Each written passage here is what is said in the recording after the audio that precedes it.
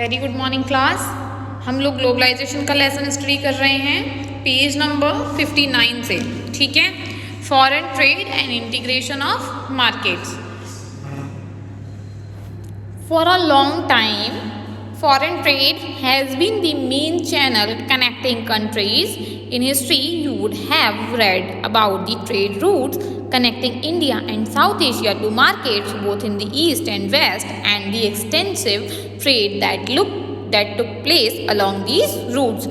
बहुत लंबे समय तक फॉरेन ट्रेड जो था वो मेन चैनल था, हमारा विदेशी व्यापार जो था मेन चैनल था कंट्रीज़ को कनेक्ट करने का। हिस्ट्री में हमने जो है इस बारे में पढ़ा भी होगा कि जो ट्रेड रूट्स हैं जो हमारे भारत को कनेक्ट करते थे, साउथ एशिया को मार्केट से कनेक्ट करते थे, ईस्ट में, वेस्ट में, है ना, और एक्सटेंसिव ट्रेड जो हमारे इन रूट्स के थ्रू होती थी। इसके अलावा आपको ये भी याद होगा कि जो ट्रेडिंग इंटरेस्ट थे वो हमारे बहुत सारी तरीके से ट्रेडिंग कंपनीज जो है वो उनको अट्रैक्ट करती थी।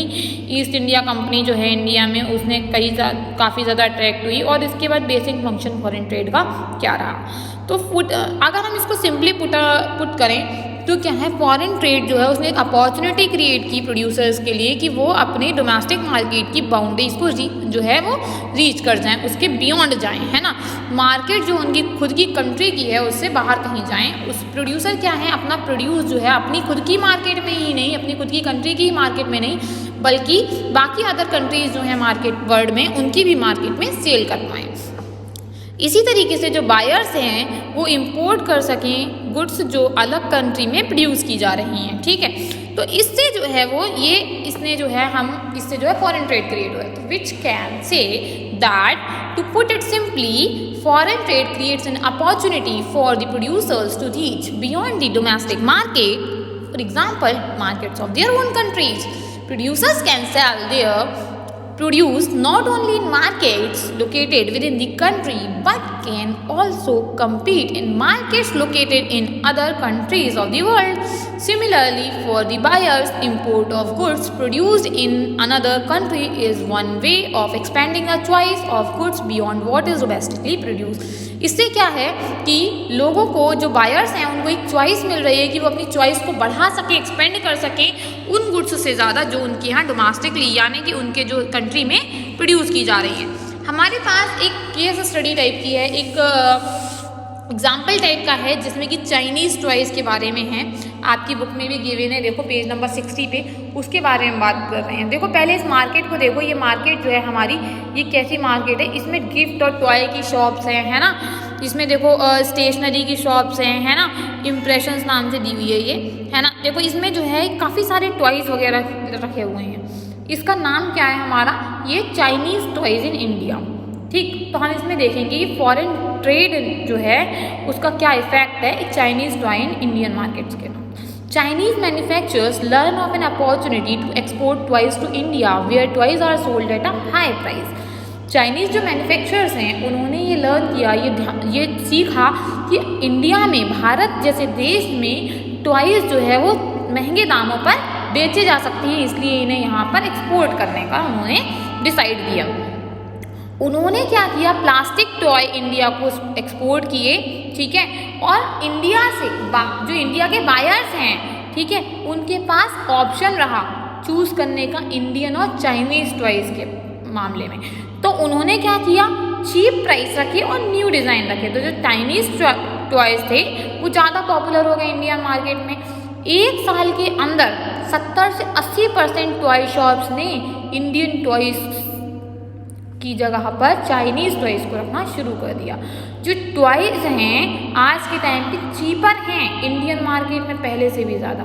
कहने का मतलब क्या है, जो चाइनीज़ मैन्युफैक्चर हैं उन्होंने एक अपॉर्चुनिटी देखी कि हम अपने टॉयज़ जो हैं वो इंडिया में एक्सपोर्ट करें। ठीक, उन्होंने देखा कि यहाँ बहुत बड़ा मार्केट है और यहाँ ज़्यादा दाम पर जो है उनके यहाँ जितने रुपए में मिलते हैं टॉयज़ उससे ज़्यादा दाम पे बेच सकते हैं, उन्हें अच्छा प्रॉफिट हो सकता है। तो उन्होंने इंडिया में प्लास्टिक टॉय जो है वो एक्सपोर्ट करना शुरू किए। जो इंडिया के बायर्स थे अब उनके पास चॉइस हो गई कि वो अपने इंडियन टॉयज़ खरीदें या फिर चाइनीज़ टॉयज़ खरीदें। तो अब उन्होंने क्या किया, चाइनीज़ टॉयज़ वालों ने प्राइस कम रख दी और डिज़ाइन नए नए ले आए, है ना। नया डिज़ाइन लेगा, बच्चा अट्रैक्ट होगा तो वही टॉय खरीदेगा, फिर पैसे भी कम है तो पेरेंट्स भी दिलाएंगे। तो क्या हुआ, इस तरीके से ये हो गए पॉपुलर। एक साल के अंदर 70 से 80% जो खिलौनों की दुकानें थी उन्होंने चाइनीज़ टॉयज़ अपना शुरू कर दिया और इंडियन टॉयज़ को कम कर दिया अपने यहाँ, है ना। तो जो टॉयज़ थे आज के टाइम पे, पहले जब इन्होंने टॉयज़ हमें बेचना शुरू किया उससे भी सस्ते दामों पे अब बिक रहे हैं, है ना। तो अब ये क्या है कि व्हाट इज हैपनिंग हियर, यहाँ हो क्या रहा है। तो as a result of trade Chinese toys came into the Indian market. Result क्या हुआ, जो चाइनीज टॉयज़ थे वो इंडियन मार्केट में आ गए। कॉम्पिटिशन में क्या हुआ, चाइनीज और इंडियन टॉयज़ का कॉम्पिटिशन रहा। चाइनीज टॉयज़ ने बेटर प्रूव किया, इंडियन टॉयज़ जो थे, इंडियन बायर्स थे, उनके पास ग्रेटर चॉइस थी टॉयज़ की और लो प्राइस पर थी, है ना। तो चाइनीज़ टॉय मेकर जो थे उन्होंने प्रोवाइड की अपॉर्चुनिटी अपना बिजनेस एक्सपेंड करने की, उन्हें अपॉर्चुनिटी मिली, है ना। अब क्या हुआ, जो अपोजिट है ट्रू है कि इंडियन टॉय मेकर्स के लिए कि they face losses as their toys are selling much less. अब क्योंकि चाइनीज़ मार्केट ने उनका मार्केट शेयर कर लिया, चाइनीज़ टॉयज़ ने उनका मार्केट शेयर कर लिया, तो उनके पास क्या रह गया कि उनके पास जो है कम टॉयज़ बिकने लगे। तो इंडियन टॉय मेकर्स के लिए क्या हुआ, ये नुकसान की बात हो गई कि उनको लॉस फेस करना पड़ा, उनके जो टॉयज़ थे वो कम बिकने लगे।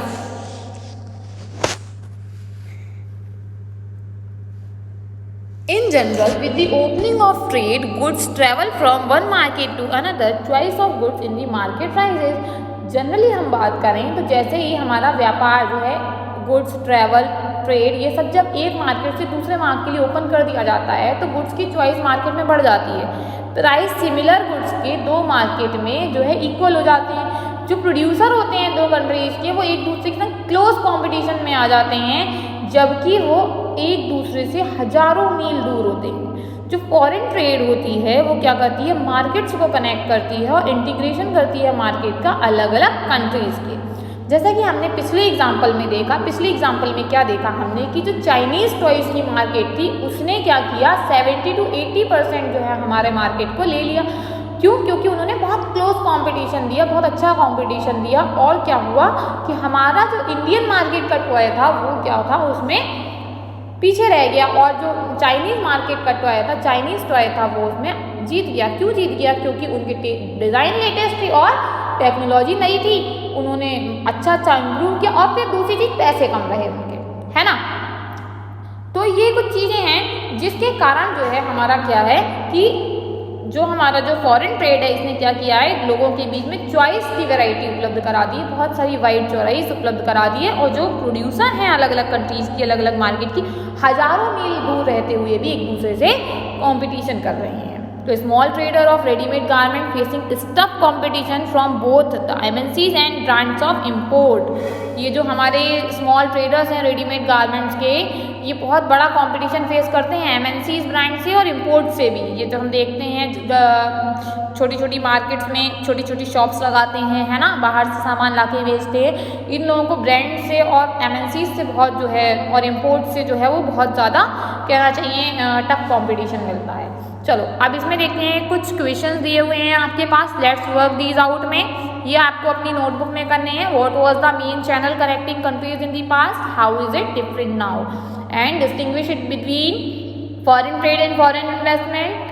Next, in recent years, China has been importing steel from India. Explain how the import of steel by China will affect steel companies in India, steel companies in India, steel company in China, industries buying steel for production of other industrial goods in China, or how will the import of steel from India into the Chinese market lead to integration of markets for steel in the two countries. Explain.